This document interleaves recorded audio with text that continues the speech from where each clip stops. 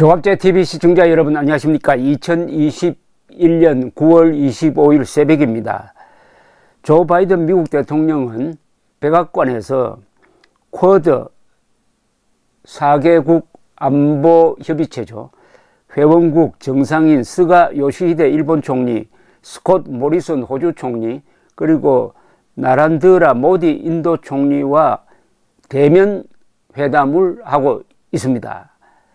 물론 중국을 겨냥한 안보협의체임은 분명한데 여기에 꼭 들어가야 할 나라가 빠졌습니다. 그게 바로 대한민국입니다.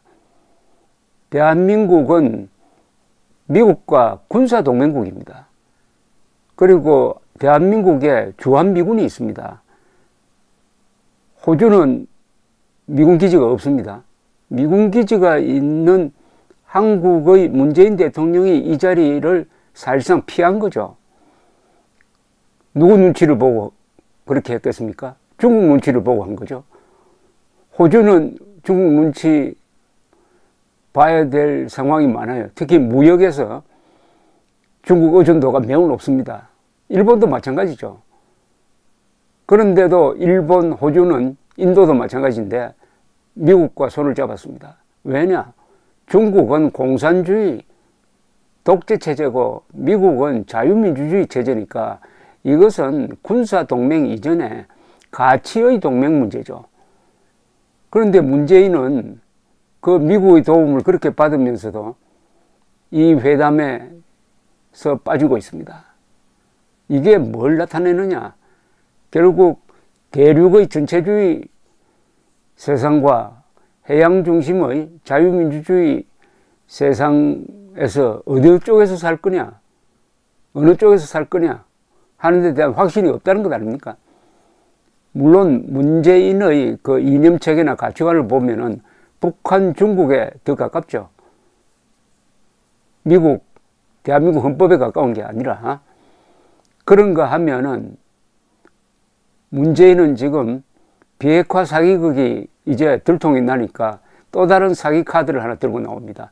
종전선언 사기 카드를 마지막으로 들고 나왔어요. 이게 마지막 역적질인데 여기에 우리 국민들이 정신 바짝 차려야 합니다.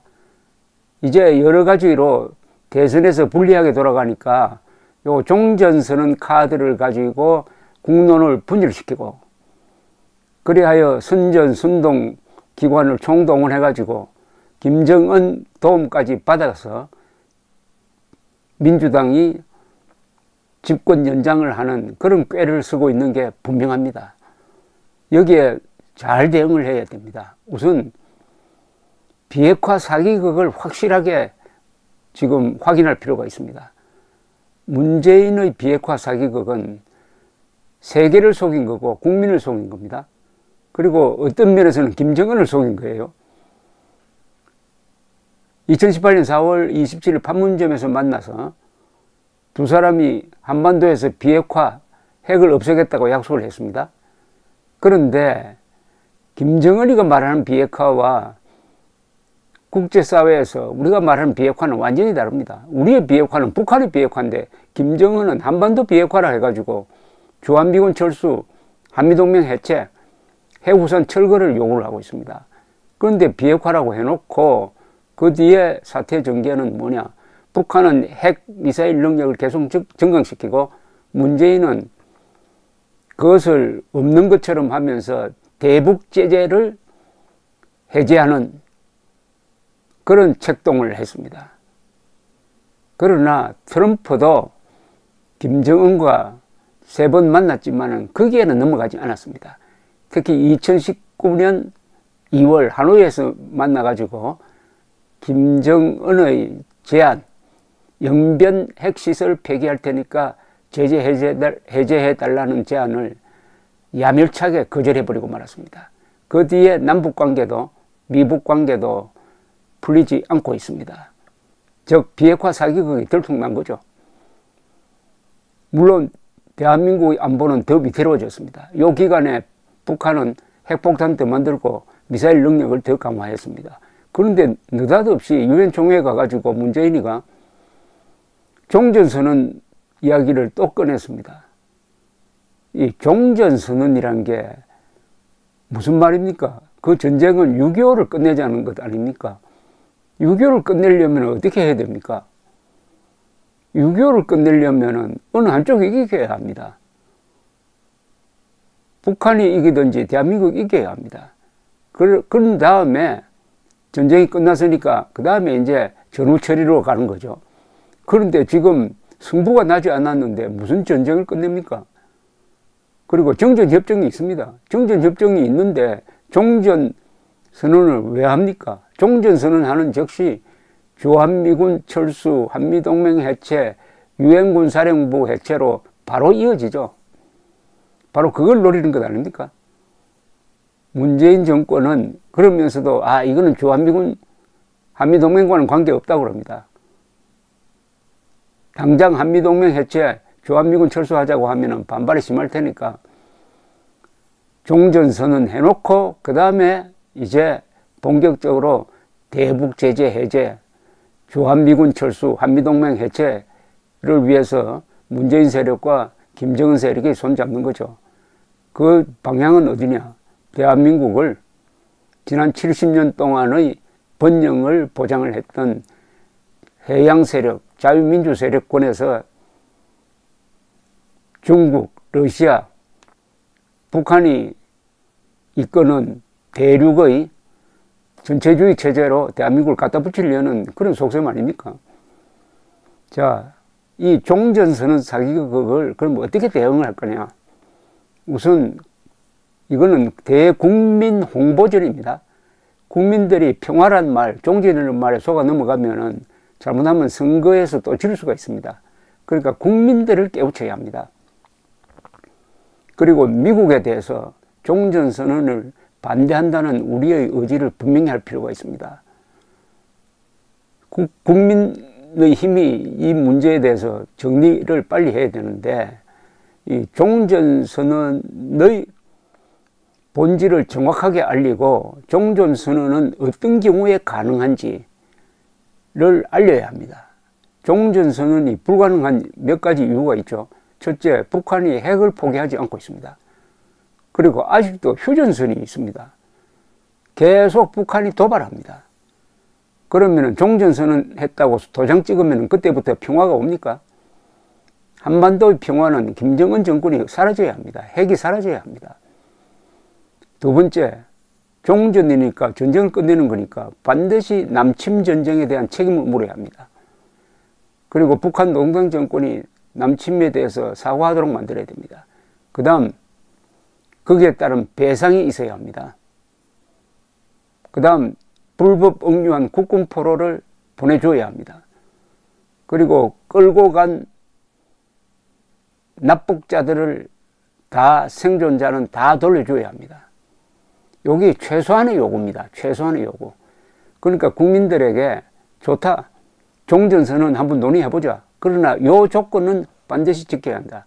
핵을 포기해야 된다. 전쟁 범죄에 대해서 사과해야 된다. 배상해야 한다. 그리고 책임자가 있으면 처벌해야 한다. 국군포로 돌려줘야 한다. 대강 5가지. 5가지를 요구를 해야 됩니다. 요거 충족하면은 종전선언 해도 좋다. 요걸 전제 조건으로 내세워야 합니다. 그렇게 하면서 이 종전선언이 근본적으로 사기극이라는 것을 국민들에게 알려줘야 합니다. 종전선언 사기극이 비핵화 사기극의 후속편이라는 걸 알려줘야 합니다. 비핵화 사기극이 안 먹히니까 종전선언 사기극을 들고 나왔다. 이걸 가지고 국민들에게 쉴 새 없이 이야기를 하면서 이게 결국 3월 9일 대통령 선거를 위한 공작이다. 이건 반역이다. 역적질이다. 이렇게 확실하게 이야기를 해야 됩니다. 그렇지 않고 종전선언 좋은 게 좋으니까 논의 한번 해보자. 이러는 순간 또 선거에서 북풍으로 당하는 수가 있습니다. 문재인 정권은 2018년 6월의 지방선거를 기분 좋게 지금 추억하고 있을 것입니다.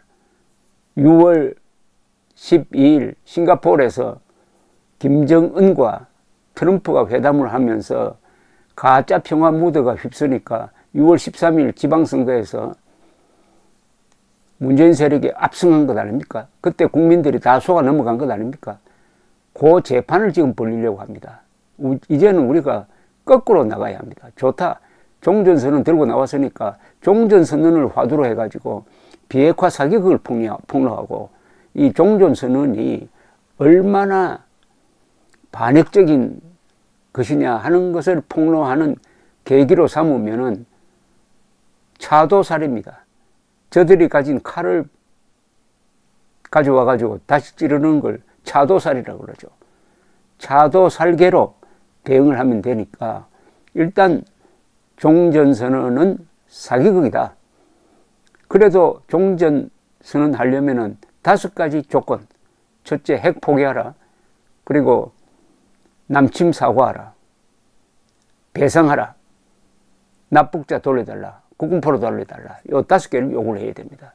이것은 우리에게 기회가 될 수가 있습니다. 2007년에